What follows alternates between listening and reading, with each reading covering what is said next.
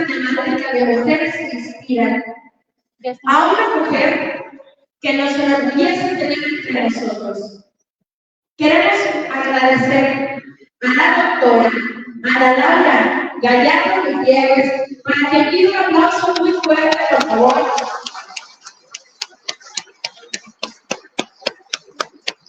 Una mujer con un reconocimiento y una trayectoria nacional e internacional que el día de hoy nos enorgullece con su presencia. Si usted me permite, doctora, daré mención de su currículum una breve parte, porque quizás no acabaríamos. Pero es importante que conozcamos quién se encuentra esta noche en medio de nosotros. La doctora Ana Laura Gallardo Gutiérrez es doctora, maestra y licenciada en Pedagogía por la Facultad de Filosofía y Letras de la Universidad Nacional Autónoma de México.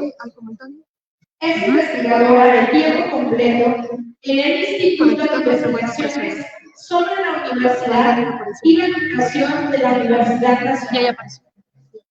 De 2009 a 2014 fue directora de desarrollo del currículum intercultural en la Coordinación General de Educación Intercultural y Bilingüe de la Secretaría de Educación Pública de México. Y es profesora del posgrado y la licenciatura en Pedagogía de la Facultad de Filosofía y Letras. Ha sido distinguida con la medalla Alfonso Caso por sus estudios de doctorado en la misma universidad.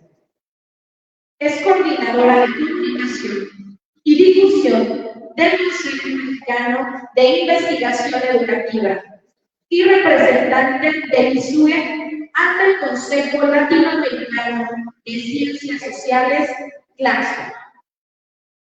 Es miembro también de la Asociación Internacional de Estudios Avanzados sobre el Currículum de la Universidad de Ottawa, Canadá. De igual manera, es miembro del Grupo de Trabajo Currículum América Latina de la Universidad Estatal de Río de Janeiro. Miembro también del Grupo de Trabajo Agenda Intercultural para la Educación Nacional y también miembro fundador de la Academia de Teoría y Filosofía de la Educación en México. Ha dictado conferencias en México y el extranjero, publicando más de una veintena de capítulos de libros y artículos científicos en México, Alemania y Brasil, en torno a sus líneas de investigación, la relación currículum-educación básica, educación intercultural, didáctica intercultural, así como teoría pedagógica. Colaboró en la elaboración del Plan de Estudios de la Educación Preescolar, Primaria y Secundaria 2022 y coordinó la primera fase de diseño de los programas sintéticos derivado de dicho Plan de Estudios. Un fuerte aplauso para la doctora.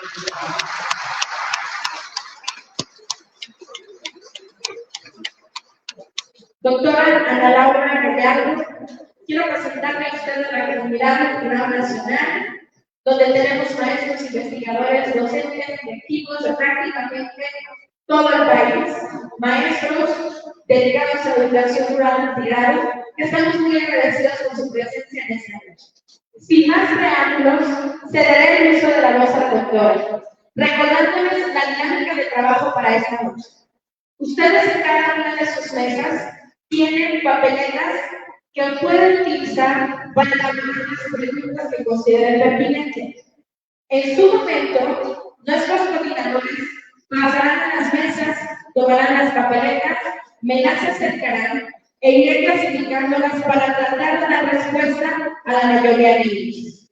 Solicitamos ser tan amables de ser muy concretos y muy específicos en las preguntas que ustedes elaboran.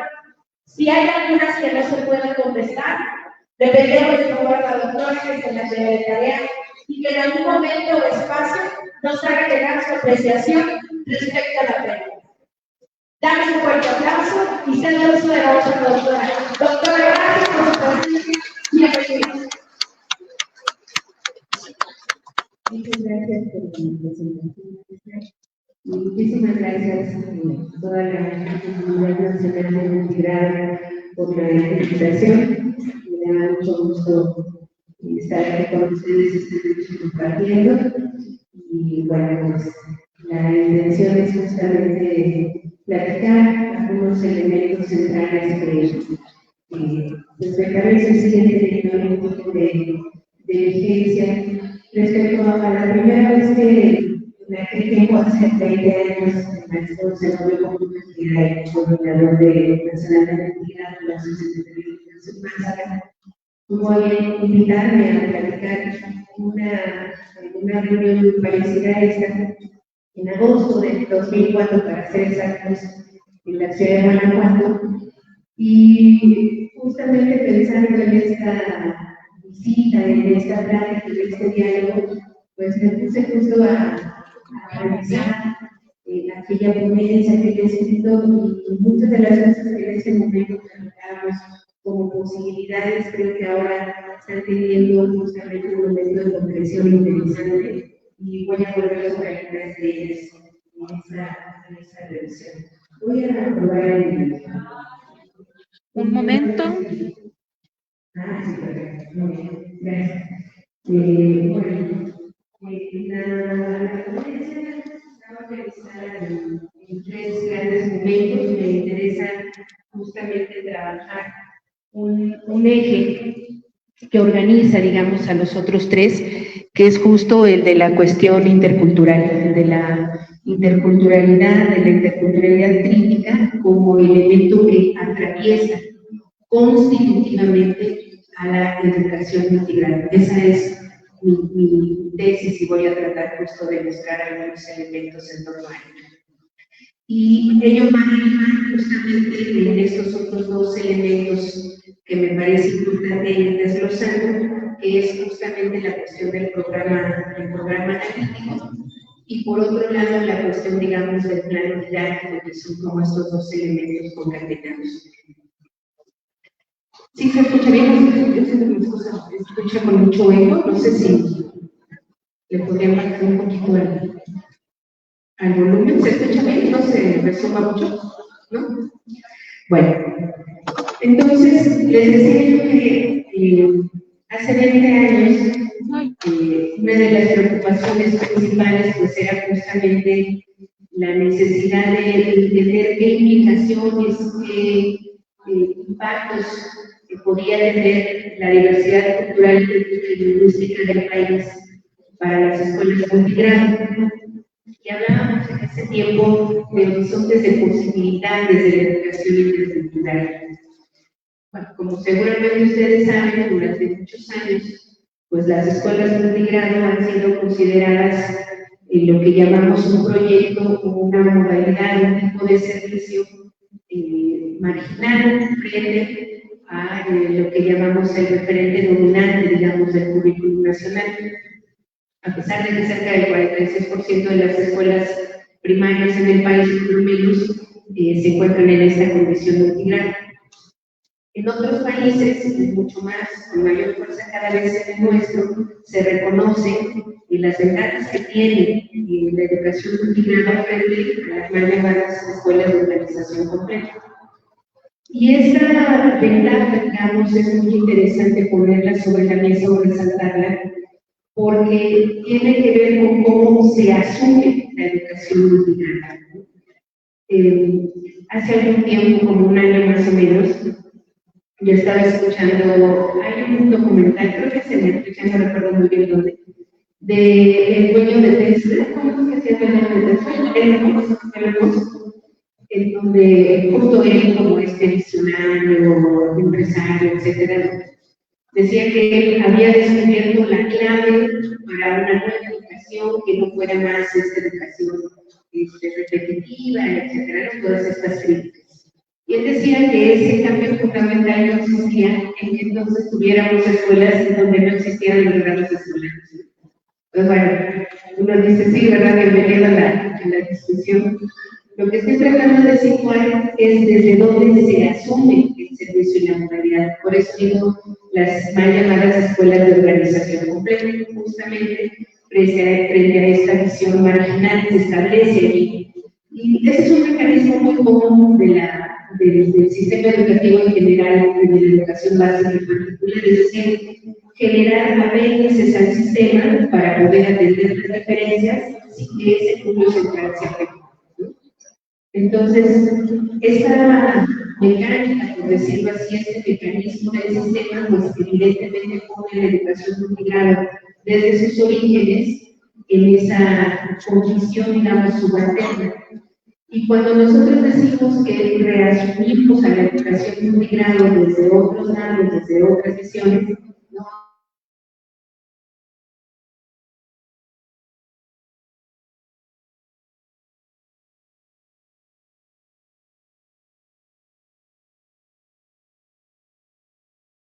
Lo que dice necesariamente López, de escuelas multigrado asume la heterogeneidad, que no es que en otras escuelas no existen, pero en las escuelas multigrado, por la cuestión de tarea, por supuesto que es, digamos, muy explícita, muy evidente, pero ese es un, digamos, ganchito que permite entonces el reconocimiento de todas las demás diversidades. Insisto, no quiere decir que las escuelas, en el resto de las modalidades de las escuelas de educación básica no existe esta diversidad, sino que existen mayores mecanismos para invisibilizarla en el caso de la multigrado. La diversidad de sus estudiantes, ¿no? Reconocer, pero sobre todo, insisto, como ponerlo en cursivas esta idea de asumir, ¿no? Es muy importante porque adquiere una connotación especial respecto al impacto que tiene justamente la diversidad y luego, entonces, actuar en consecuencia. Desde mi punto de vista, eso quiere decir asumir. Entonces, en el caso de nuestro país, si bien las escuelas multigrado surgen de la necesidad de atender a las niñas y niños que viven en comunidades pequeñas y aisladas a lo largo del país, casi todas en zonas rurales, y de las cuales una gran parte se ubica en comunidades indígenas. Esto es un elemento central. Más o menos los últimos datos que tenemos del INEGI y luego ahora del INEGI es que cerca del 70%, si no es que más, de las escuelas multigrado están en contextos indígenas. Y eso quiere decir entonces, o por eso yo decía al inicio de mi participación, que esta relación entre educación multigrado e interculturalidad es constitutiva. No solo porque el 76%, pero pronto por lo que el 76% están en contextos indígenas. ¿Qué hacemos para asumir esa condición en tanto escuelas multigrado? ¿Qué tanto hacemos o no hacemos para asumir esa condición de las escuelas? Entonces, es importante que asumamos entonces que hay un paso, una impronta respecto de la diversidad étnica, cultural y lingüística que caracteriza las aulas de multigrado, pero que a final de cuentas caracteriza a todas las escuelas del país. No es exclusivo de lo que quiero decir. Pero insisto, justamente porque el mecanismo del sistema educativo es homogeneizar, cuando las modalidades como multigrado, indígena, telesecundaria, migrantes, le plantean justamente la diferencia a esa homogeneidad, entonces es donde advertimos ese límite, entonces tenemos la posibilidad de pensar de manera distinta o de asumir de manera distinta como lo he querido plantear. De esta manera, cabe entonces la pregunta por la importancia de ir construyendo herramientas conceptuales y metodológicas que nos permitan ir configurando sustentos que mejoren la educación en las escuelas multigrado.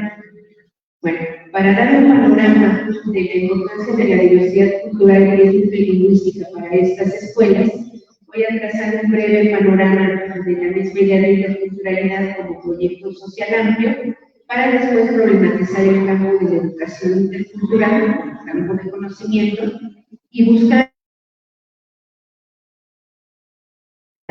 que ayuden a ir planteando otros retos para la escuela multigrado de cara a la interculturalidad. retomando dos ámbitos de concreción para que justo lleguemos a la cuestión del programa analítico: el currículum, la reforma de 2022 y los procesos de enseñanza-aprendizaje, que si bien entiendo, pues es una de las tareas que nos convoca a todos en esta convención. Bueno, en primer lugar, la interculturalidad como proyecto social amplio implica entender varios elementos desde mi punto de vista. Por un lado, la asunción de que la diversidad cultural y lingüística es constitutiva de la humanidad. O sea, no es una opción la diversidad. Lo que hacemos con la diversidad es una opción política, económica, cultural, etc. Pero lo que hacemos con la diversidad es un momento posterior, digamos. La conexión es la diversidad de lenguas, de culturas, de edades, de géneros, etc.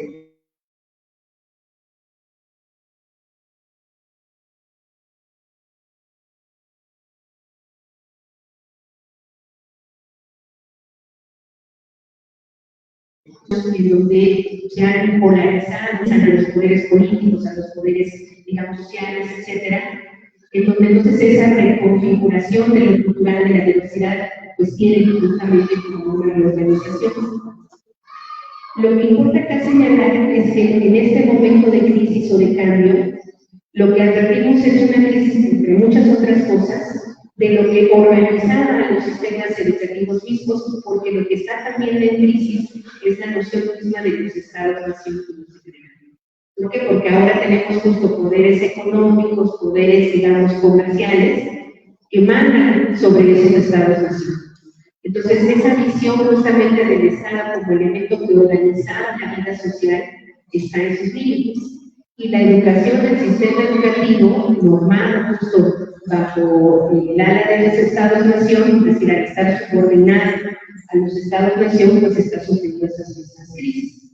Que ahí nace, la conocemos, no tiene muchos años, tendrá si acaso unos 200 años en Europa y unos 110 en nuestro país, en América Latina en general. Entonces, esas bases sobre las cuales se sentó la escuela moderna, ¿no? La de la Revolución Francesa, luego acá la de la independencia, la guerra de reforma que se instaura ya en la República y el Estado-Nación mexicano, pues ahí arranca, digamos, esta organización escolar que conocemos ahora.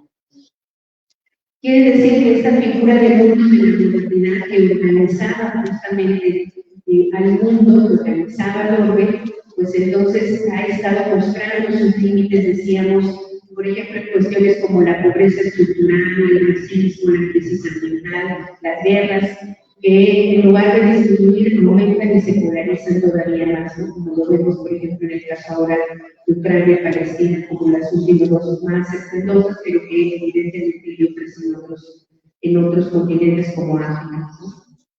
Esta crisis, entonces, nos permite entender que si el sistema educativo tiene estos límites en su conformación, tiene estos mecanismos, digamos, bajo los cuales operó durante más de un siglo, quiere decir entonces que son mecanismos que se pueden reorganizar, que no están dados ya, que no operan de manera inmanente, inamovible, etc. En ese sentido, los movimientos sociales, básicamente de finales del siglo XX y lo que llevamos del XXI, han planteado justamente estas crisis en términos del reconocimiento de las diferencias, del reconocimiento de las identidades diferenciadas frente a justo esta lógica homogeneizante de los estados-nación. La interculturalidad en este contexto surge como una expresión articuladora del reconocimiento de la diversidad, es decir, ¿qué hacemos con la diversidad? Desde lo que implica no segregar, no discriminar, no visibilizarla, no tratar justamente de desaparecerla, que fue a final de cuentas el proyecto homogeneizador nacionalista. Es decir, con políticas como las mismas cuestiones culturales, cuya base fundamental en la castellanización, en aras justamente de desaparecer de la industria lingüística, cultural, y que ha dejado de ser una política explícita, digamos, estatal, gubernamental, pero que ahora es una práctica social Es decir, que la castellanización, entre otros elementos, digamos, del colonialismo en educación, se mantienen ya no de forma explícita, pero siguen ocurriendo.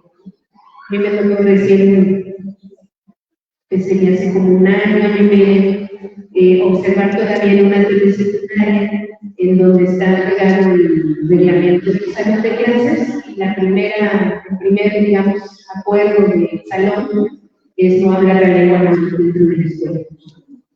Hace bien. Entonces, quiere decir que todavía hay un montón de cosas que necesitamos repensar y hacer o de asumir, en este caso, toda una diversidad. Entonces, la interculturalidad intenta articular este reconocimiento de la diversidad cultural, étnica y lingüística, pero desde una condición de conflicto, no armónica. Eso es fundamental entender. ¿Por qué?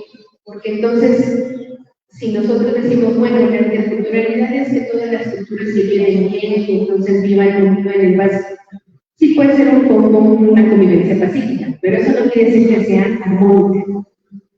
¿Por qué? Porque lo que está justamente en confrontación son posiciones frente al mundo distintas, y esas no necesariamente se concilian en un ambiente armónico.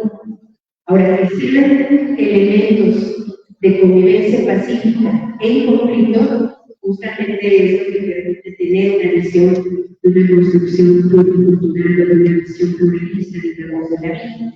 Eso es uno de los elementos centrales de la interculturalidad.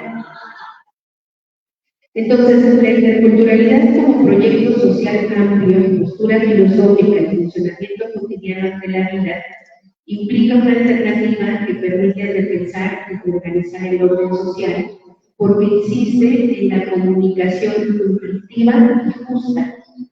No están peleados, digamos, conflicto con justicia, conflicto con paz. Entre las culturas como figuras del mundo, y porque recalca que lo decisivo está en dejar libres los espacios y tiempos para que dichas figuras puedan convertirse en mundos reales. La interculturalidad implica el reconocimiento de nuestra identidad, ese elemental descentramiento para comprender y apreciar el otro. Nosotros siempre somos otros para alguien más. Pero lo que nos ha pasado en el sistema educativo en general es que justo los otros son todos aquellos que no están en ese referente dominante. Pero ese referente dominante también es un otro que ocupó esa función de dominación o de extensión o de la visión totalizante. ¿A qué me refiero? A que cuando, digamos, desde esta visión, yo creo que desde el Congreso, los congresos pedagógicos a finales del 19, y luego con todo el positivismo mexicano, bueno, incluso ¿no? El primer currículum de la Nacional Preparatoria que se trajo Gaby Luman fue todo este modelo positivista del conocimiento. Las ciencias escolares adoptaron la misma visión de las ciencias sociales y naturales positivistas. Y ahí seguimos en esa discusión hasta ahora. Esa visión no es necesariamente la visión, y luego entonces otras visiones son, digamos, respecto de esa, las otras. Pero si entonces hubieran quedado como visión general de las ciencias de primera época o las ciencias críticas, pues entonces el positivismo hubiera sido marginal frente a la hermenéutica, por ejemplo. ¿Qué quiero decir con esto? Que lo otro siempre es en función o en relación de lo otro. Lo multigrado es lo otro frente a las mal llamadas escuelas de organización completa. Si son ellas en sí mismas, o si ellas fueran las dominantes, las otras escuelas, por pensar en que llamarían de organización completa, que no deberían de llamarse adversarias, ¿no?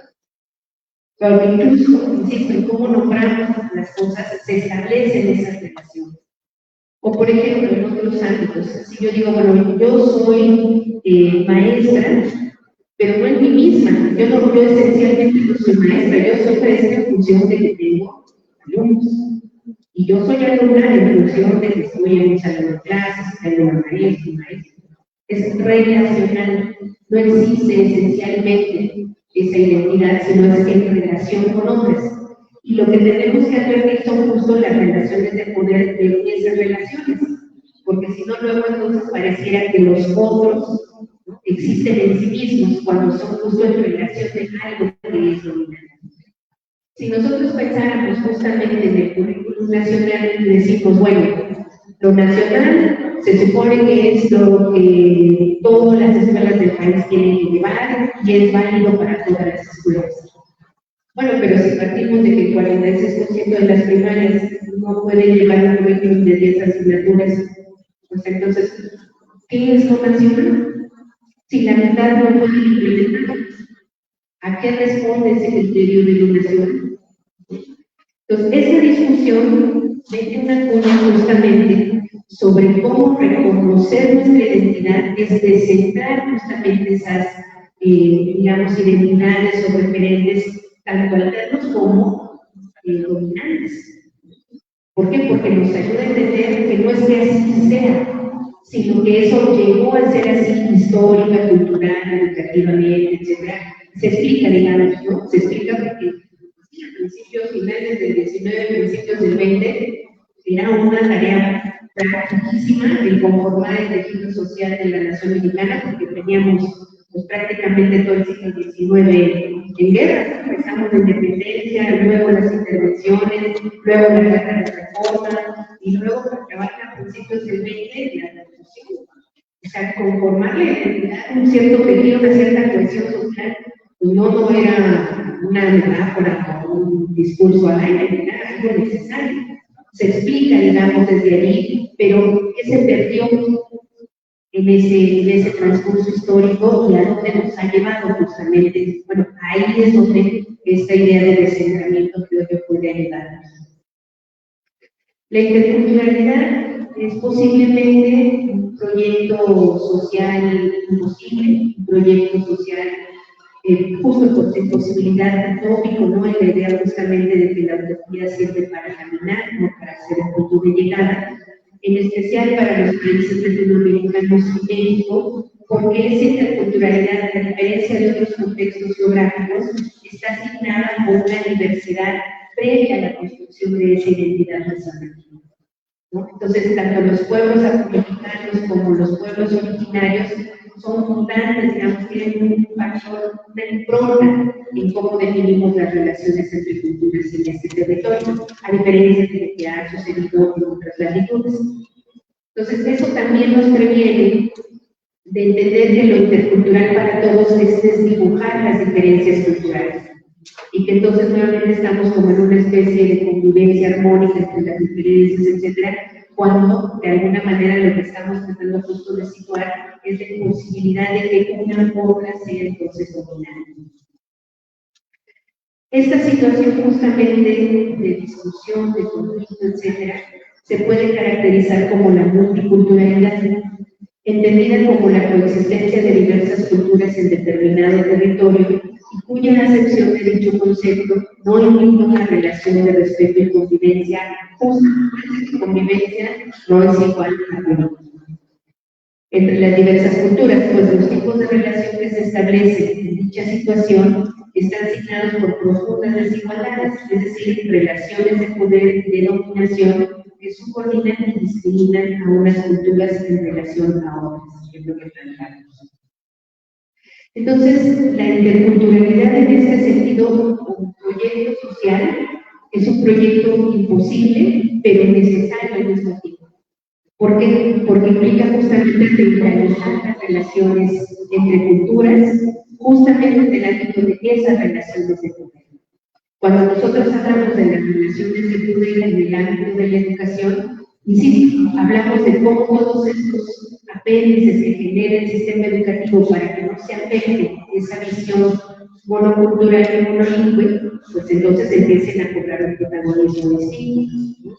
Es decir, sí nos interesa, por supuesto, un reconocimiento de los proyectos alternativos, de los proyectos considerados en sí mismos, pero sobre todo nos interesa que esas lógicas impacten entonces al currículum nacional. Porque entonces esta diferenciación entre qué es, digamos, la organización completa y lo multigrado es de alguna manera la relación o la forma específica de la relación de poder y por tanto de un nuevo reconocimiento de esa diversidad. En nuestro país, la educación intercultural tiene ya algunos años como política educativa y como campo de conocimiento. Como política educativa comienza a finales del siglo XX, los 90, y luego hay como un paso muy importante durante unos 12 años, de 2006 a 2012, y vuelve a tomar fuerza ahora del 2022 en esta idea de la interculturalidad crítica que se trabaja en 3 ejes articuladores del Plan de Estudios 2022, en el eje articulador de pensamiento crítico, en el de interculturalidad crítica propiamente, y en el de inclusión, que son, digamos, como estos 3 ejes articuladores que se entregan estos elementos.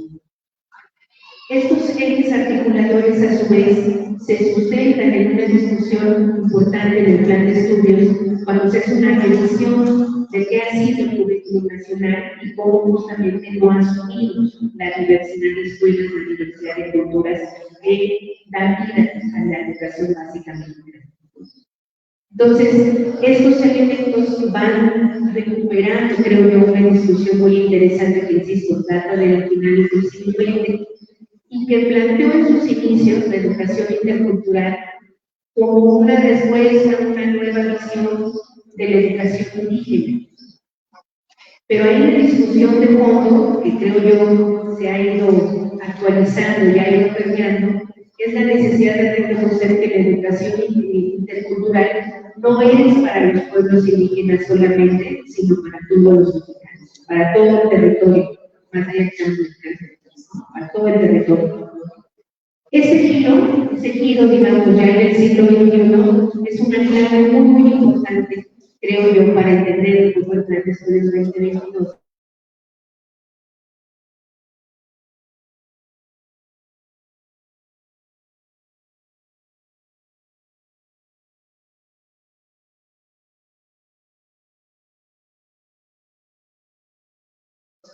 Que esta un reconocimiento, pero luego se traduce también en cuestiones administrativas e incluso de financiamientos. Acordémonos de la época de este programa de inclusión, en donde con una bolsa de financiamiento se ponían a competir grandes indígenas, discapacidad, en fin, era como desde esta idea de que todas las diferencias son iguales, pero para lo que sirvió justo para desaparecer los presupuestos.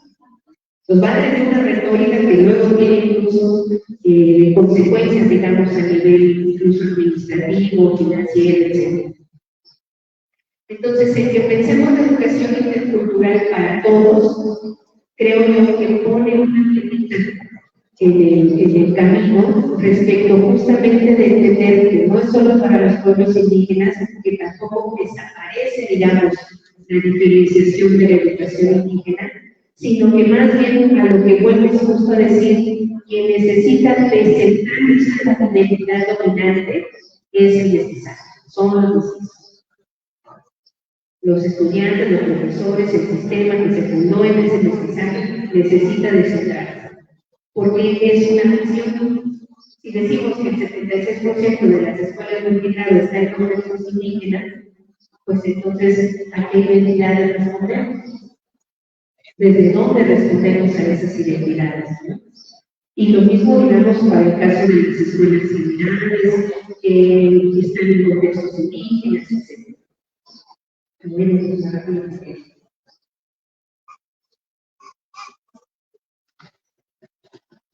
Bueno,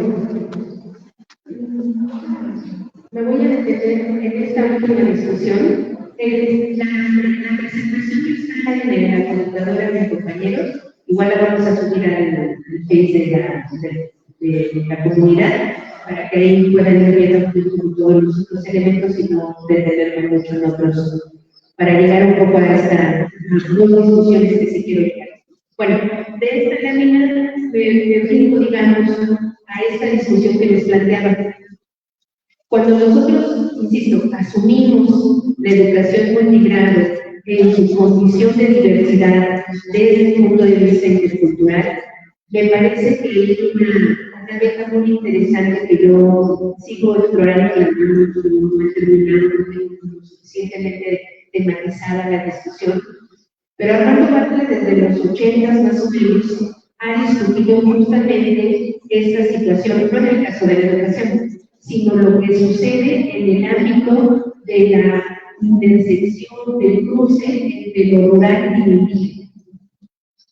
Y él habla de que si bien nosotros podemos hablar de comunidades rurales en donde no hay una descripción, digamos, explícitamente indígena, etc., él habla de esta categoría de campesino justamente para centrar que la lógica en la que operan las comunidades rurales está justamente en esta base de cómo operan las comunidades, aunque no sean comunidades, aunque no tengan una referencia. Pensemos en las comunidades rurales en Zacatecas, ¿no? O en algunas partes, por ejemplo, de Sudán, etcétera, a diferencia de otras que podríamos pensar más cercanas, como el caso de Estado de México, ¿no? Que uno puede decir, bueno, aquí tengo área rural, sí, pero la base de Tesmaya. Bueno, ustedes ahora que pueden hacer todo eso en el centro ceremonial. Entonces, esta discusión la quiero plantear, evidentemente no está acabada ni mucho menos, pero me parece que habilita justamente esta realidad que decíamos hace un momento, ¿no? Si 76% de las escuelas multigrado están en estos contextos, ¿no? Entonces, ¿cómo entendemos la ruralidad sin ese componente? ¿Cómo entendemos solamente desde el indígena sin lo rural estas escuelas multigrado? Yo creo que esa es una discusión muy potente, porque, insisto, tiene que ver desde el punto de vista de cómo asumimos la diversidad. Sí decimos la ruralidad, pero la ruralidad en nuestro país, ¿a qué está conectada culturalmente? Términos de lógica de organización. Yo creo que eso es la dinámica además que ha pasado en el tiempo de estas organizaciones, sobre todo pensando en los cambios en el Estado, para no hacer elementos así Bueno, entonces, este contexto de educación intercultural, un poco el planteamiento o el marco, digamos, de esta discusión, es entender justo en estos distintos niveles de concreción del currículum del Plan de Estudios 2022, cómo fueron permeando, por decirlo así, aportes desde el campo de la educación inmigrada, desde el campo de la educación indígena, desde el campo de la discapacidad, a esa dominancia. Esos elementos o aportes de estos campos están centrados básicamente en tres cosas. La primera es la noción de comunidad. Este giro, digamos, de la comunidad como elemento central de la creación, el desarrollo de aprendizajes, es un elemento central que aportan las experiencias de educación multigrado, de educación indígena, en la medida en la que se reubica justamente el papel de nosotros. Es decir, la escuela no puede pensarse aislada de su contexto, aunque mucho tiempo lo hizo. ¿En qué contextos esto es mucho más visible, mucho más explícito esta relación? Justamente en el caso de las escuelas de migrado, de las escuelas de conaje, de las escuelas indígenas. ¿Y qué implicaciones tiene eso para las escuelas también? No de una manera romántica, sino como que activa en términos justamente de una relación. El segundo elemento tiene que ver con una cuestión, creo yo, de fondo muy fuerte, que es la organización, digamos, de los campos formativos y de las fases de aprendizaje. Por un lado, las fases justamente lo que intenta decir allanando el camino en el sentido de dejar de pensar que el aprendizaje psicologizantemente prioriza estas posiciones evolutivas sobre el aprendizaje, es decir, hay una línea progresiva, ascendente del aprendizaje, ¿no? Que va a llegar a un momento en el que logremos tal y cual cosa. Cuando sabemos desde otras posturas, incluso dentro de la misma psicología, pero también de la antropología, de los estudios culturales, de la pedagogía, que el aprendizaje es un proceso mucho más complejo y que no necesariamente es lineal y ascendente. Y eso obviamente lo entendemos, lo sabemos, cuando tenemos justamente en un salón de clases estudiantes de distintas edades, pero que tienen aproximaciones distintas a los conocimientos. Yo recuerdo, por ejemplo, el caso en San Quintín, en una escuela con un profesor que tenía desde la nivel primaria y tenía estudiantes de 5 lenguas distintas en su salón. Y era muy interesante porque él decía, yo aquí no puedo partir de que todos los niños más pequeños son entonces los que van a ser monitoreados por los niños de sexo. Si yo, por ejemplo, para trabajar cuestiones de español como segunda lengua, tengo 2 niñas de preescolar de 5 o 6 años que su probabilidad en español es mucho mayor que la de los niños que tengo en sexto. Entonces, ahí yo cómo voy a decir que el conocimiento, el aprendizaje, en este caso el español, es lineal y es evolutivo. Cuando tengo entonces a niños más pequeños, ¿no?, con una coeficiencia en español mucho mayor que los niños de 11 años. ¿Cómo sostenemos esa visión del aprendizaje? Entonces, ahí, acuérdense, nos vamos dando cuenta en estas fisuras, desde que esto que hemos pensado que era el aprendizaje, sobre el cual se fundó toda la idea de los contenidos nacionales, etcétera, pues estas fisuras nos van a dar justo de cosas que no necesariamente funcionan así, o que hay que ver en dónde eso funciona y en dónde no. Y el tercer, perdón, este elemento de los campos formativos de las fases es una primera parte. Y la otra, la de los campos formativos, porque hay una doble tesis allí, una aspiración que evidentemente nos hace falta mucho para seguir concretando, que es justo la de reconocer que el conocimiento, los contenidos que se trasladan a un currículo, es una selección para empezar. Esa selección es definitoria, es decir, no existe per se, sino que se decide. Que si se decide, quiere decir entonces que debe haber lo que Curco Torres y Raúl Cole llaman justicia curricular, es decir, ¿quién está representado en esas decisiones? ¿Quién toma la decisión de que quede entonces la suma y la resta y no el sistema vigesimal? Ahí viene toda la discusión sobre qué se considera valioso en la enseñanza.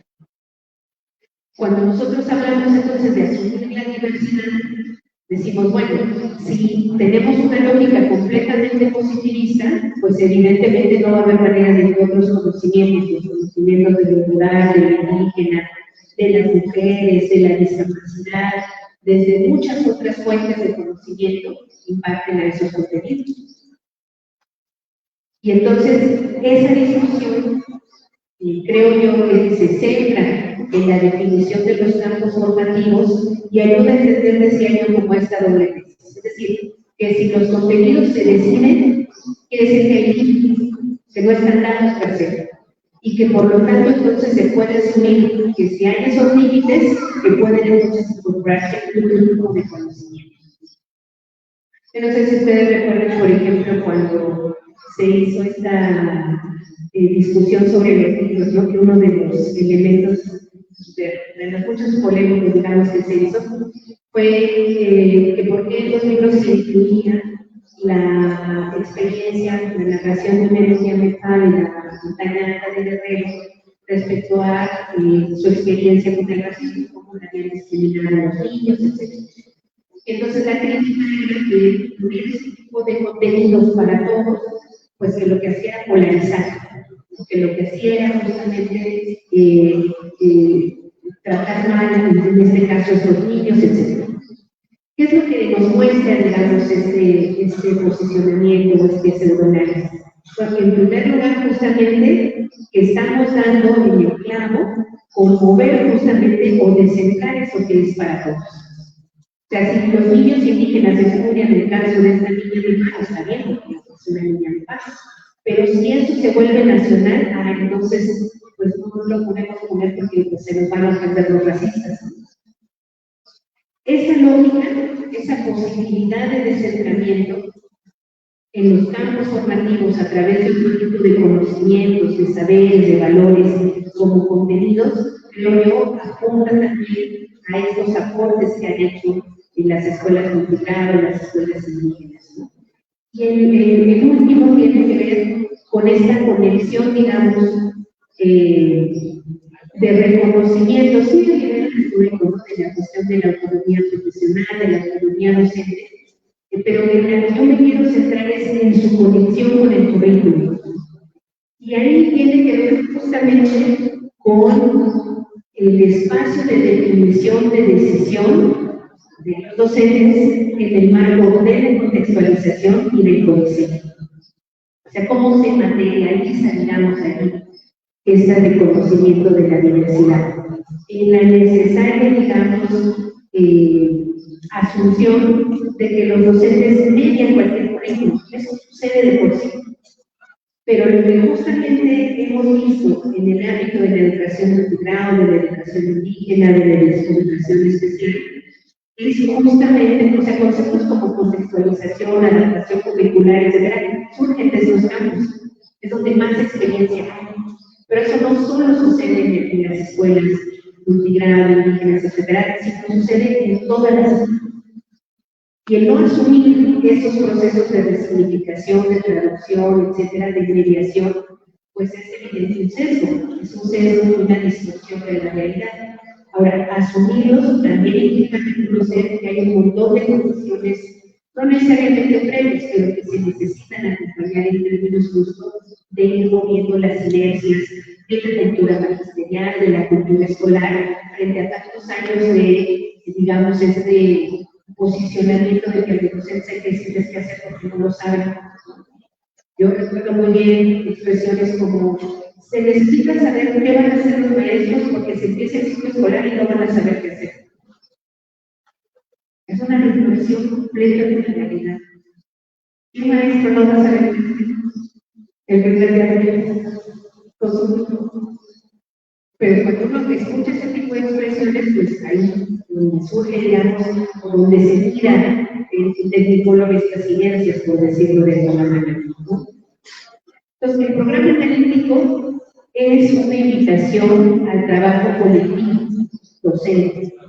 No es un formato, no tiene una predisposición de cuántos proyectos, ni de no. Es principalmente un ejercicio de trabajo colectivo docente. Y ese trabajo colectivo docente implica justo estos dos procesos: el de contextualizar los contenidos nacionales y el de codiseñar los contenidos que son necesarios para esos contextos. Ahora, ¿con qué bases o con qué elementos podemos acercarnos a ese ejercicio?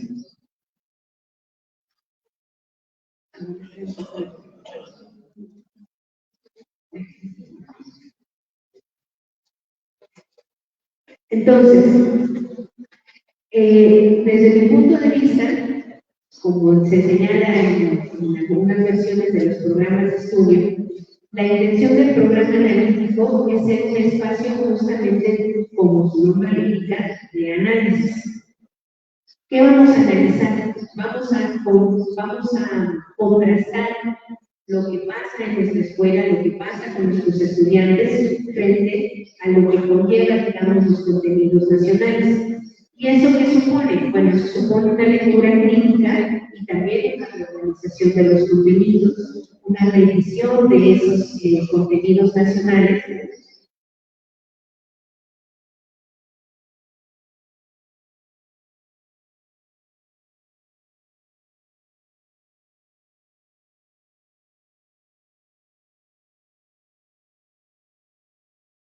Y sobre todo de una primaria de la Ciudad de México, en la alcaldía de Xochimilco. Esta escuela tiene de cerca de 30 años más o menos, y los últimos 20 ha recibido población chilanense de Oaxaca. En esos 20 años, en la escuela, empezaron ellos a analizar el plan, el programa analítico, COSOTE, y tres cosas muy interesantes salieron en esa discusión. La primera es que en la escuela, a pesar de que reconocía que tenía 20 años recibiendo a estos niños chinantecos, no había hecho absolutamente nada por hacer algo distinto.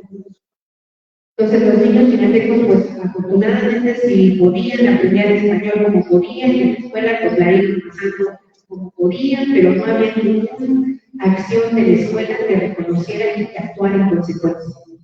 Lo segundo que reconocieron es que la misma alcaldía de Xochimilco, que en esa escuela había entonces nietos de pobladores originarios, es decir, que muchos de los abuelitos de esos niños de otros alumnos son aguas de la región de Xochimilco. Entonces la escuela se consideraba una escuela, pues, digamos, general, más o menos homogénea, donde los niños no tenían diferencias, etc. Entonces, esas discusiones que aparentemente nadie daba en esos 20 años, resultaron ser las discusiones de fondo cuando el programa la línea. Y lo más interesante, pues, es que tomaron ciertas acciones sobre eso. En primer lugar, la primera que planteó el colectivo docente, y estuvo muy bien porque sí fueron todo, fue pedirle a la COPRED, que es la Comisión de la Ciudad de México para prevenir la discriminación, que les diera algunos cursos, que les diera información sobre racismo y discriminación, y fueron a la escuela. Todas esas instituciones yo creo que están ávidas de que les busquen, porque luego agendaron con ellos y les dieron seguimiento, etc. Lo segundo era cómo iban a incorporar el trabajo con la lengua chilanteca y el español. Y dijeron ellos, incluso en una primera etapa, sí con los niños chinantecos, pero luego con el resto. Porque si la mitad de los niños chinantecos está aquí y la otra mitad de estudiantes conviven con ellos, pues por lo menos que conocieran cómo comunicarse entre ellos, para poder convivir, si no, cómo van a convivir. Entonces, hay una serie justamente de análisis que en esta escuela llevaron justamente a tomar ciertas acciones como trabajo de español, talleres de español como segunda, talleres de chilanteco como segunda lengua, de trabajo, por ejemplo, con las mamás. Tenían muy claro que las mamás no se acercaban, pues porque justo el acercamiento era muy hostil. Si las mamás solo hablaban chilanteco y las maestras no tenían una forma de acercarse, en fin, fueron justamente haciendo acciones que evidentemente luego se trasladaron al ámbito de ciertos proyectos. Por ejemplo, un proyecto escolar muy interesante que a raíz del 21 de febrero, Día de la Internacional de la Lengua Materna, pues fue justo invitar a las mamás a que platicaran en su lengua y luego los hijos transducían algunas cosas. Hay muchos estudiantes egresados ya de esta escuela que pues evidentemente son sus familias las que siguen mirando. Entonces, en el caso específico de este seguimiento, es de un estudiante de un tesista mío que imagínate, pues fue a esa escuela y ahora es un estudiante de maestría. Entonces, él, por ejemplo, muchas veces fungió como traductor de lo que decía la mamá, de los talleres, tiene una hermana que también ya terminó una maestría, pues también están participando. Y hubo una serie de acciones que derivaron de ese análisis hacia una visión didáctica, digamos, de asumir la diversidad. Y ahí es un poco donde quiero estar, ¿no? El plan didáctico, que es, digamos, asumir estos elementos del programa analítico de la discusión, y luego qué hacemos con eso ya en términos de organizar entonces las actividades de aprendizaje. En esta escuela, por ejemplo, ya trabajan por fases, ya no trabajan por grados. Los primeros incentivos, las maestras acordaron trabajar su planeación conjunta por lo menos el primer semestre del ciclo escolar, y luego ya pensar en algunas cuestiones más definidas respecto a la alfabetización y respecto, en el caso de los niños y niñas de segundo nivel de escritura, cuestiones como más diferenciadas. Y luego también, digamos, de toda la escuela empezaron a trabajar contenidos comunes. Y justamente en lo que se empezaron a capacitar, pues en qué creen que se empezaron a capacitar, en técnicas multigrado, porque si todos los niños de primero a sexto van a participar, pues necesitan entonces saber cómo hacerlos participar todos con los mismos contenidos de manera, digamos, colaborativa. Entonces, muy interesante porque están ahora ellos consultando justamente estas metodologías, estos elementos que les permitan la construcción de un conocimiento en comunidad, de un conocimiento, digamos, que asume la diversidad, tanto etaria como cultural, lingüística, etc. Y desde aquí replantear justamente los propósitos y finalidades de la educación básica. Son Son procesos y toda reforma, todo cambio es una construcción. No podemos asumir que es un decreto, no porque aparezca en el diario oficial, pues ya, no, al contrario, porque sabemos que es un espacio retórico, pero que se construye, digamos, en términos de diálogo, de la información, de la retroalimentación y de los procesos de mediación, que es finalmente de lo que se construye siempre una propuesta curricular. Bueno, yo les agradezco mucho su atención y espero sus preguntas para seguir platicando. Gracias.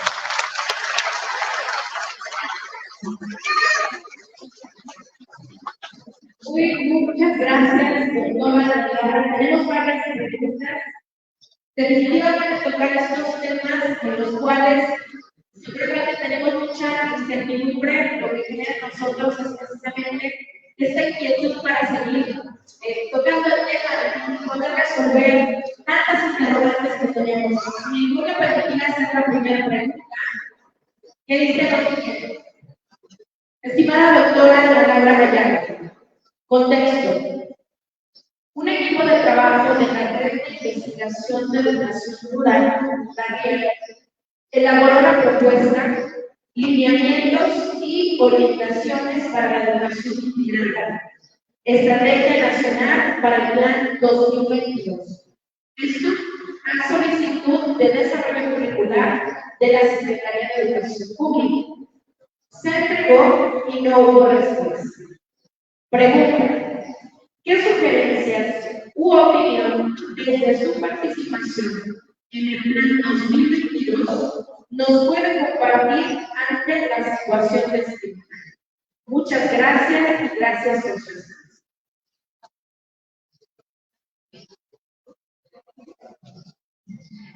Bueno, yo creo que ahí pues hay que utilizar justamente todos los, pues como decirlo, todos los movimientos también al interior de la misma Secretaría de Educación. Muchas de las cuestiones que se planteaban en las versiones iniciales del plan de estudios, en los programas sintéticos, tampoco quedaron, digamos, al momento ya de ser realizados por desarrollo curricular. Son 5 estrategias nacionales que están paradas y que no tienen una salida. Una de ellas es justo esta Estrategia Nacional Comunicada, porque justamente después de que el planteamiento del plan de estudios hace esta fijación de principios, de finalidades, etcétera, pues luego viene cómo aplicamos el plan de estudios. Entonces, ustedes recuerdan que al inicio del plan se dice: el plan se va a operar a partir de 5 estrategias nacionales. Una de esas era justamente la del integrado, que empezamos a platicar. Yo en la última versión ya no tuve oportunidad de conocerla. Luego se empezó también a trabajar la Estrategia Nacional de Educación Indígena, que tampoco, yo vi en el caso de Michoacán una presentación, pero en vez de que había una versión formal, digamos, oficial, al parecer tampoco. Y creo yo que son procesos propios, digamos, de la misma gestión de la administración central, pero que, pues más allá de estos procesos administrativos, por decirlo así, me parece que no son impedimentos de nada, ¿no? O sea, justamente si de lo que estamos hablando es un reconocimiento de los procesos de contextualización y de codiseño y esos lineamientos a la comunidad de educación migrado que funcionan justo como asumiendo esa agencia y esa autonomía, pues hay que usarlos, porque son justamente orientaciones para poder entonces trabajar en plan. Si la Secretaría, ojalá, ¿no? Yo no sé estas alturas, yo lo que veo es que ya están organizando el cierre, más que estar abriendo justamente estos procesos, son faltantes que evidentemente son necesarios hacer, pero que yo en todos estos años también lo que he visto es que no son impedimentos de justamente las comunidades de la discusión de las energías, justamente para seguir avanzando. Muchas gracias. Nos vamos con la siguiente pregunta. ¿Qué significa educación rural en términos curriculares y qué contenidos específicos se asignan para el ámbito rural? Yo creo que hay la definición justamente de lo rural es en contraposición a un elemento central que tenía la educación básica. La educación básica nacional se definió desde sus orígenes para una escuela urbana, en contraposición justamente a una escuela rural.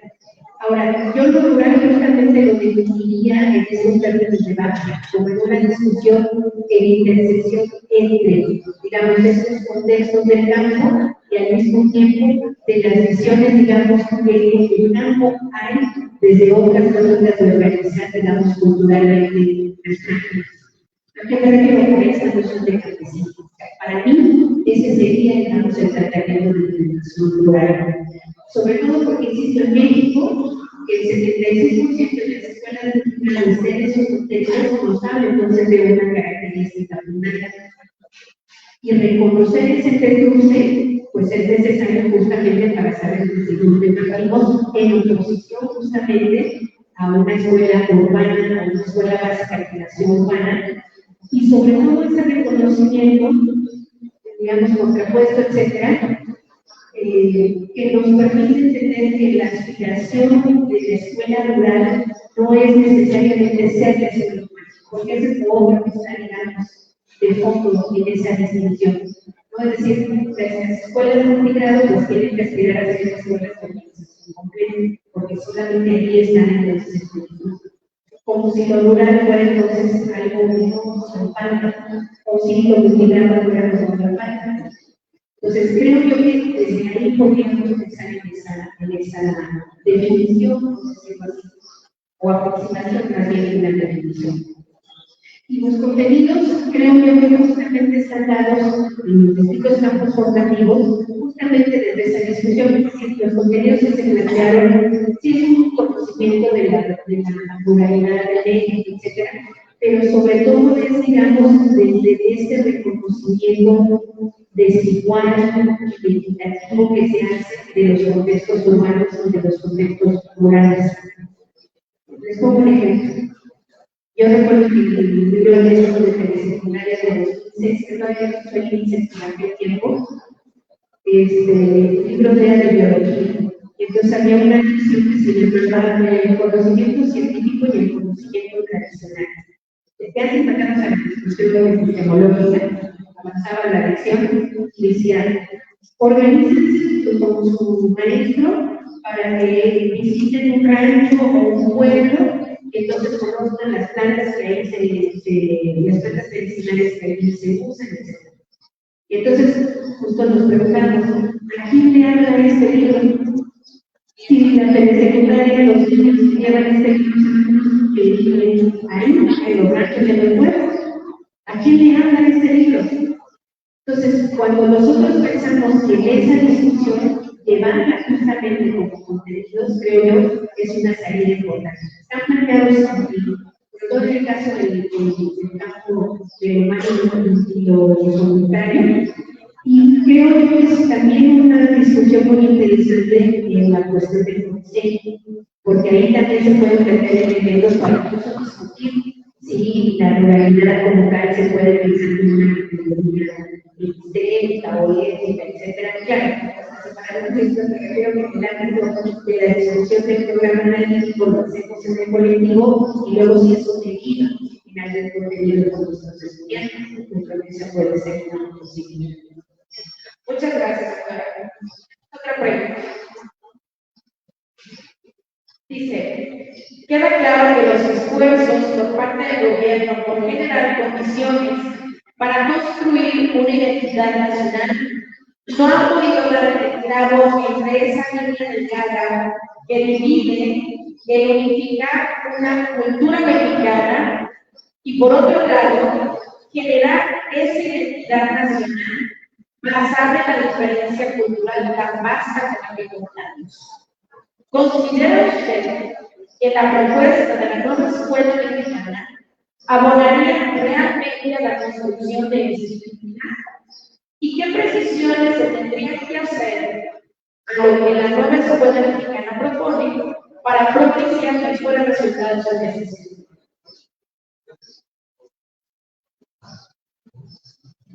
Sí, yo creo definitivamente que sí, ¿verdad? Que no me traería estas cosas.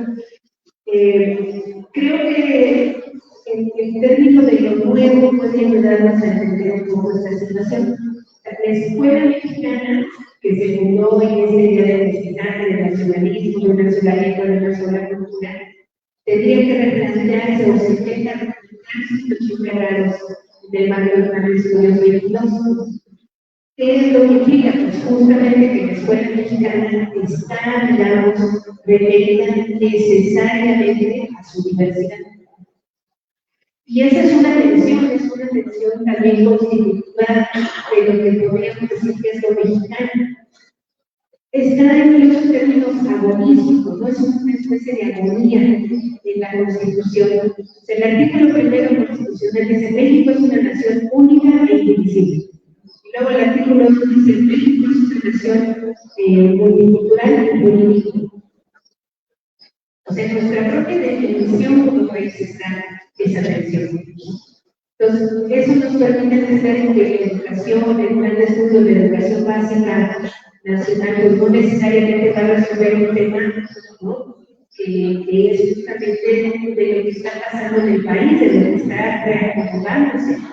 Recuerden ustedes que todos los años tenemos de manera mucho más explícita, mucho más clara, pues un montón de casos de evidencias sobre clasismo, sobre racismo, que antes estaban muy ocultas, estaban como muy escondidas de la discusión social, de la discusión pública, y ahora digamos, o continúan tomando un protagonismo importante.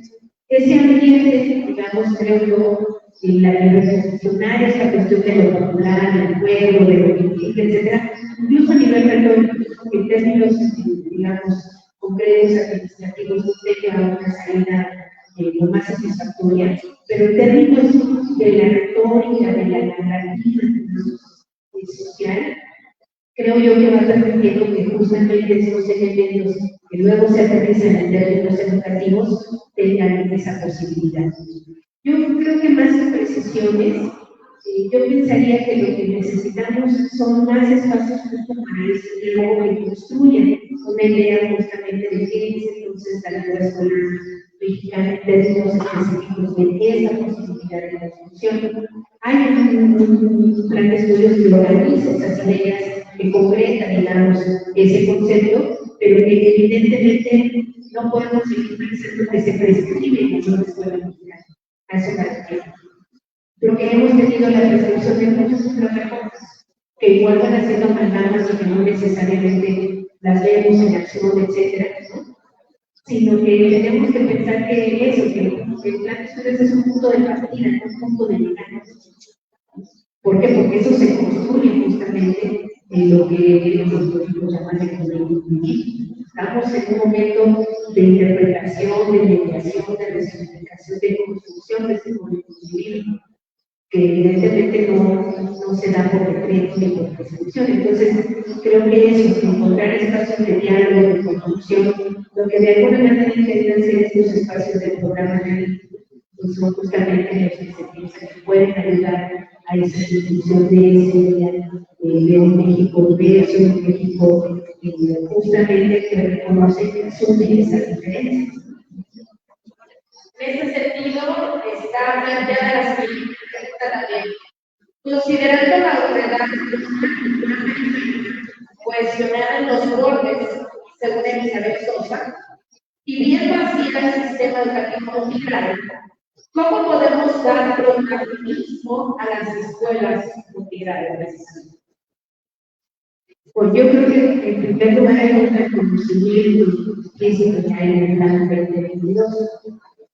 Y por otro lado, creo yo que justo un elemento central que aporta la escuela integral, pues es justamente todo el mundo de experiencia que tiene sobre lo que implica tratar la universidad.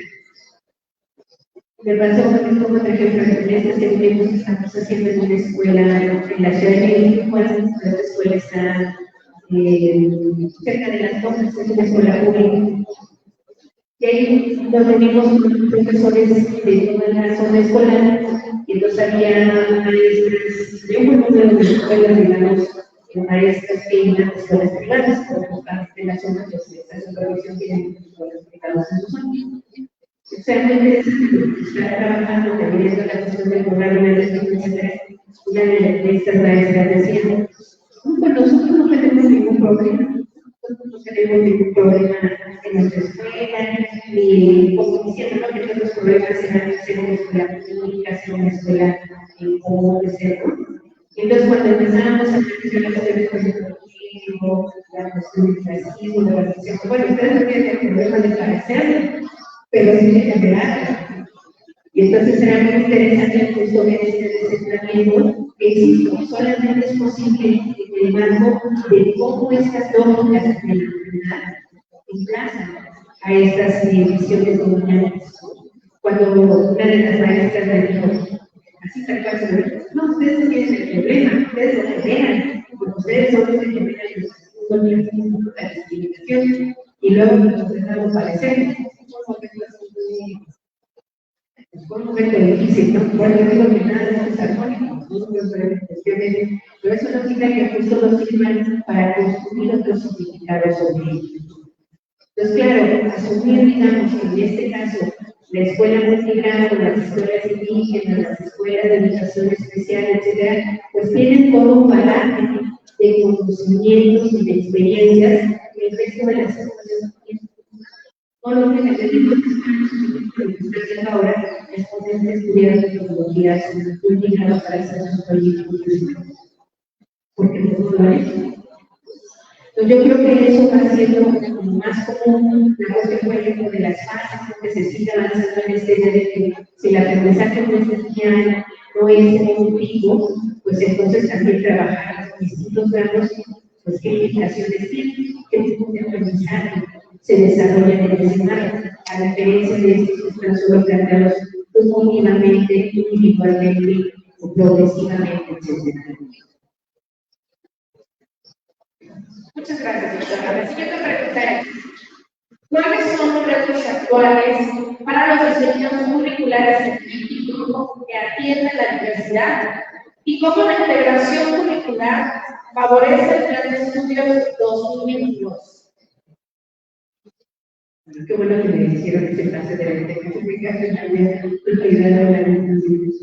Bueno, creo que es un elemento central en esta idea, digamos, de hacia dónde hay muchas cosas, pero creo que una cuestión central sigue siendo la cuestión de entender ese esquemita que les voy a ayudar a entender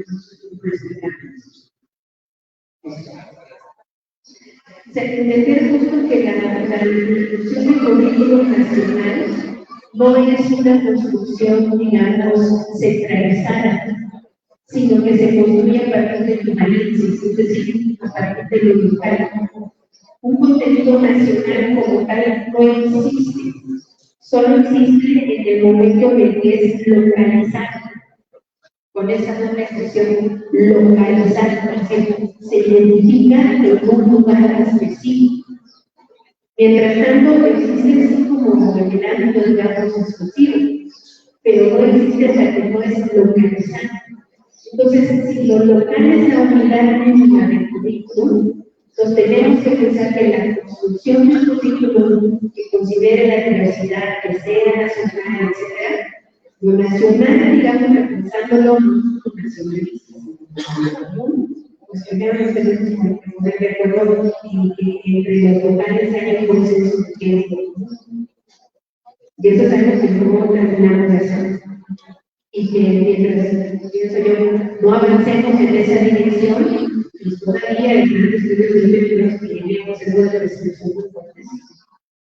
Está en la ley. Está normado por ley, entonces esa posibilidad de una construcción de lo local nacional va contra la ley. Fueron discusiones muy interesantes también, las que se dieron. Entonces creo yo que esa es como una visión a futuro. Otra visión también, que además, por ejemplo, varias colegas de estudios curriculares en Brasil, pues ellas plantean de plano la desaparición del currículo nacional, solo una escala de docentes. Dan un buen de remedios, está interesante. Yo no estoy todavía convencida de esas posturas, pero creo que sí es como de lo que podría ser o de lo que podríamos seguir pensando hacia adelante en términos curriculares. Y creo que la integración pues, ha permitido por lo menos avanzar en bajar estos niveles de prescripción al reconocer el codiseño como autonomía de los docentes, al reconocer el espacio de programa analítico para el colectivo docente, al reconocer las bases de organización de los grados y como ciertos elementos, dicen algunos gobiernos, de la estructura escolar, de la gramática escolar fuerte, que se pueden mover por lo menos en términos justo de ir moviéndose hacia un currículum no tan descentralizado, no tan restrictivo, no tan positivista, no tan... Muchas gracias, doctora. Nos vamos a ir con la última pregunta. Y dice lo siguiente. La construcción del programa analítico ha sido uno de los retos más importantes de la nueva escuela mexicana. Hemos observado que ha sufrido cambios respecto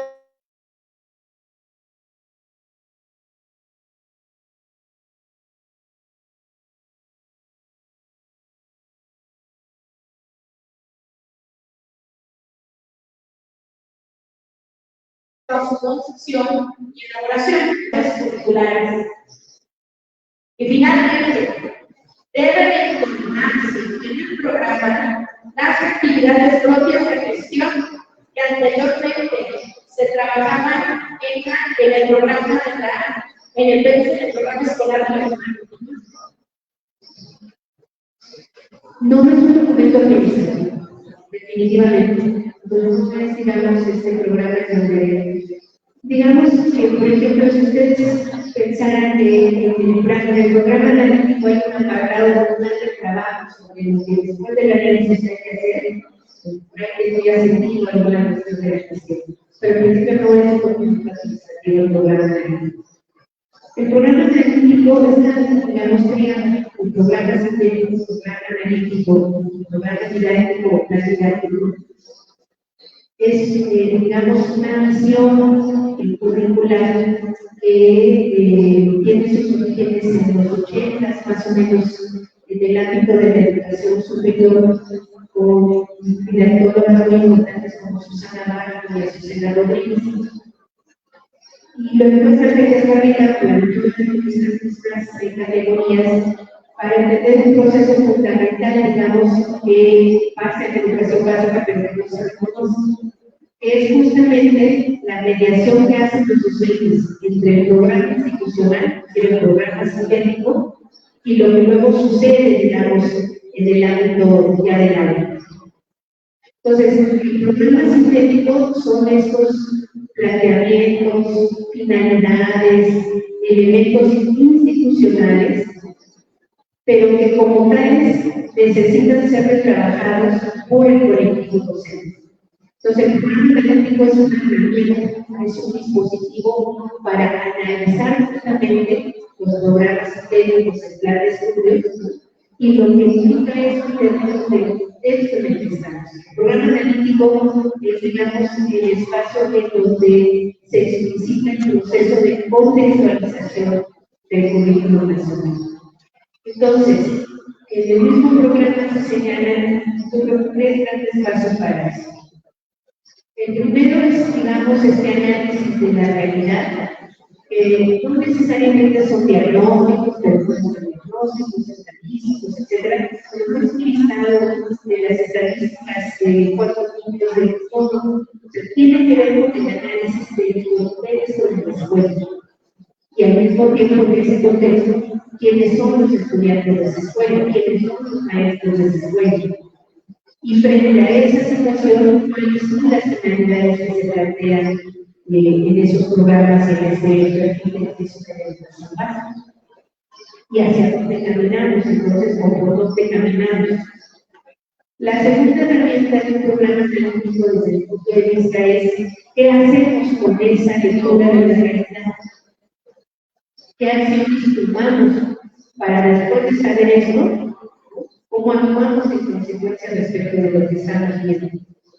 Y les digo, puede ser una protección de trabajo, actividades, o ahí pensar que hay un formato para el programa analítico Yo entiendo que es difícil, pero tenemos que ir como reconociendo estas inercias que tenemos con los formatos, todos los proyectos, desde, bueno, empezando con que los medios, ¿no? Que tienen las editoriales para ver su programa analítico y entonces, ¿cómo hacen para entonces generar un diagnóstico o una lectura de la realidad de un contexto de una escuela que es básicamente lo que consiste un programa analítico? Y yo no puedo. Entonces quiere decir que puedo decir que yo estoy en tal código postal y usted me manda uno que sea para ese código postal. ¿Cómo funciona? Pues no funciona la misma lógica de la receta, de esta cuestión, digamos, de que todos tenemos que hacer lo mismo.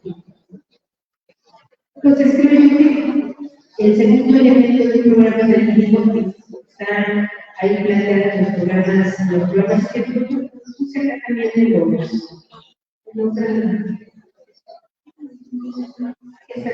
que son estos acá está. El plano de la lectura de la realidad, creo que es este texto.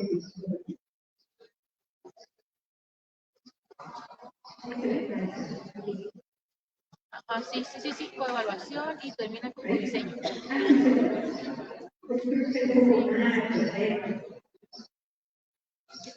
Entonces, estos tres, digamos, planos, herramientas, creo que pueden servir justamente, ¿no? La primera que decimos, la lectura de la realidad.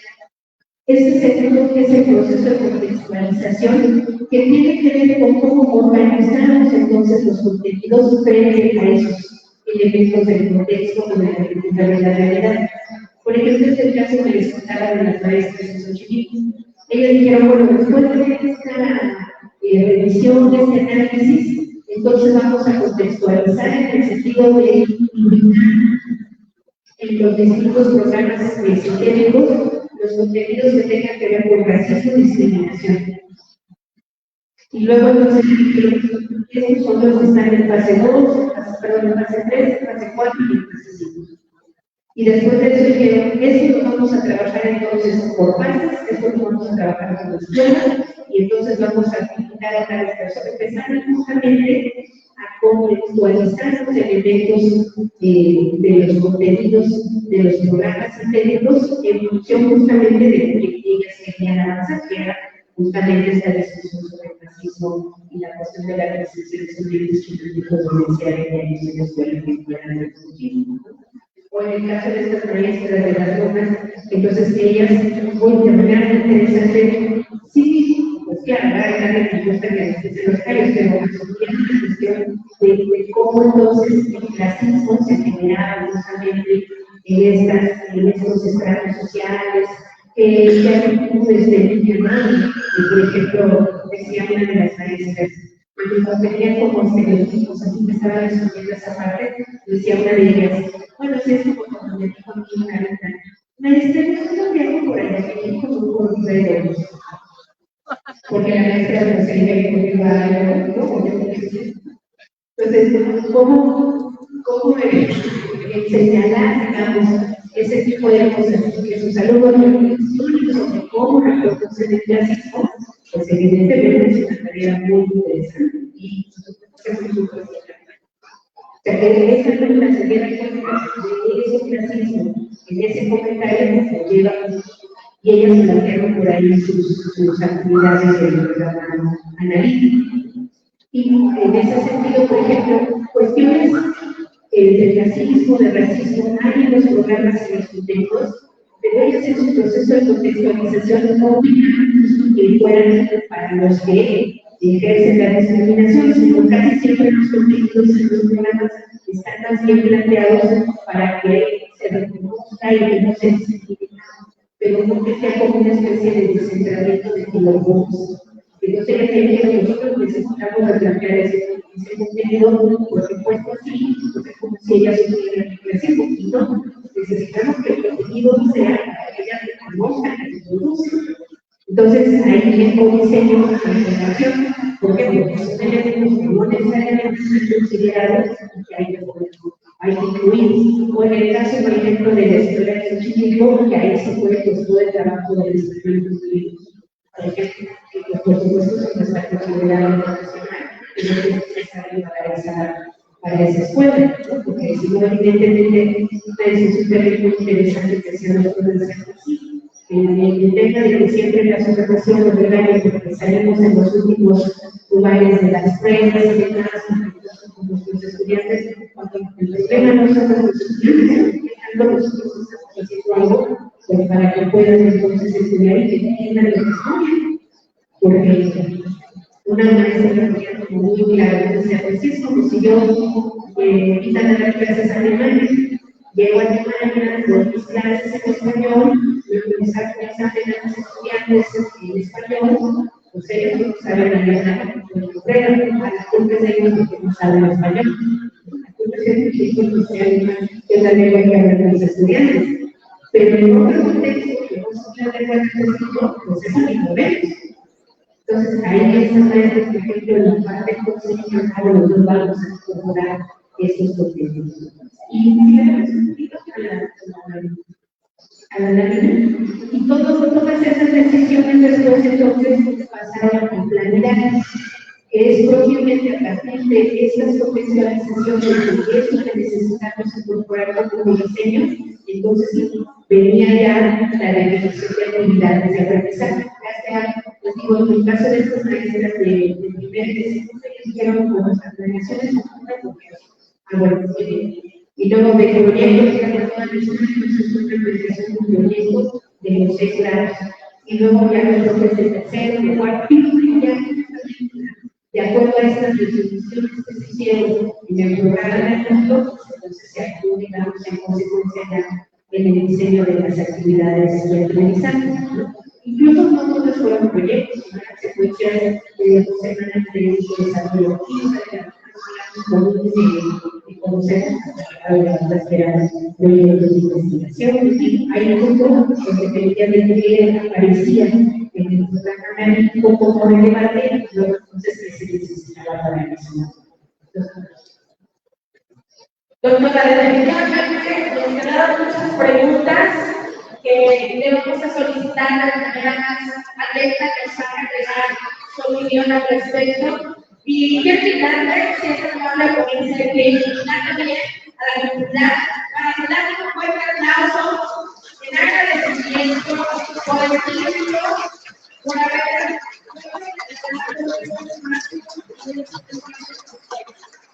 Muchas gracias, doctora, por quiero invitar también a la delegación del Estado de Tabasco, si son tan amables de pasar a este escenario, tenemos para ustedes un pequeño presente y bueno, la delegación.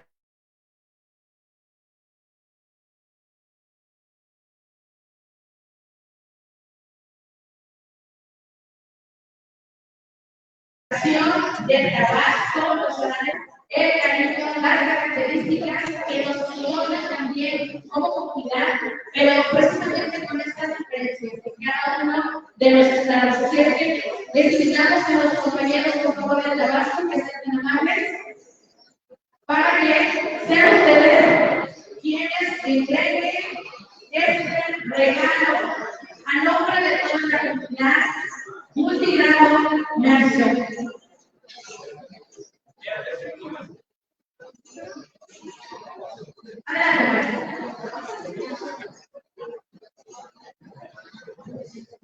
Doctora María, bien agradecidos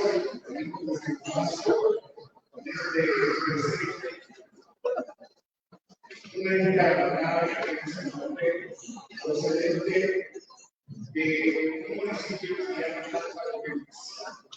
Y otros venimos de una reunión en donde en algún momento de la historia se trató de hacer ese protocolo y como un canal un poco más pero no se imaginaba que las fechas italianas eran distintas a las fechas de tratando de hacer este protocolo, saber que es protocolo que ahora no se significa y que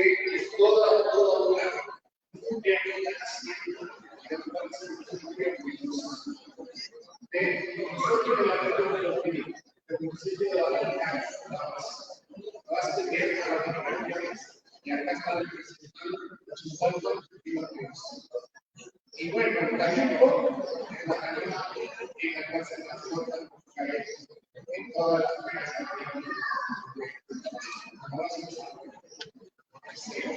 entonces, así es. Mucho cariño para ustedes.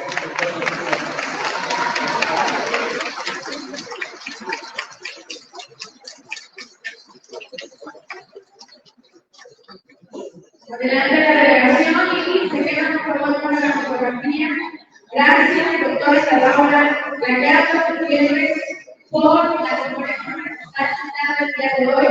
A nombre de toda la comunidad judicial nacional, representada en nuestro gobierno trabajador, el estado de Tabasco, le agradecemos su presencia, su tiempo y lo que hoy nos comparte. Un aplauso fuerte y un mañana para todos.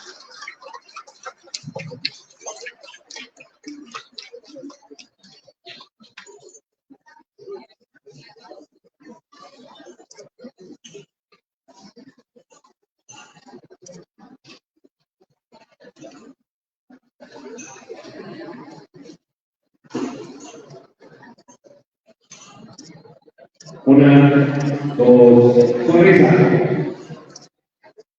Ánimo, la alegría de la nacional. Agradecemos sus servicios y invitamos a la maestra Irene, que ha fungido como moderadora en esta conferencia magistral, y solicitamos al maestro Gamaliel Leto Luis, coordinador nacional, venga bien la lectura. Está bien ahí con la lectura, el reconocimiento que el día de hoy la comunidad Multicado Nacional entrega a la doctora.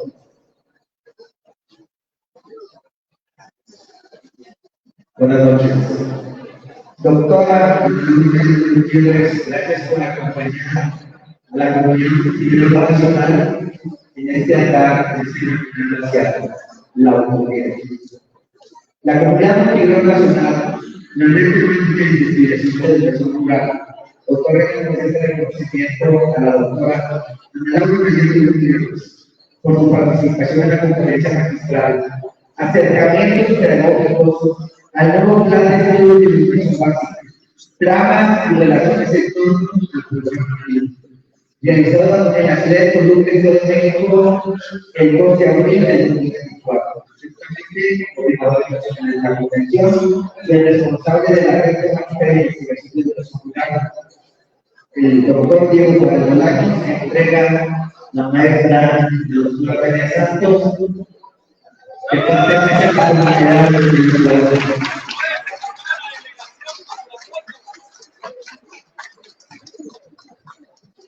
Acomoden todos. Sonrisa, un grito. Ven, ven, ven.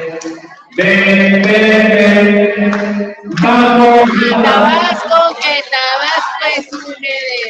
¡Vamos! Enhorabuena, doctora.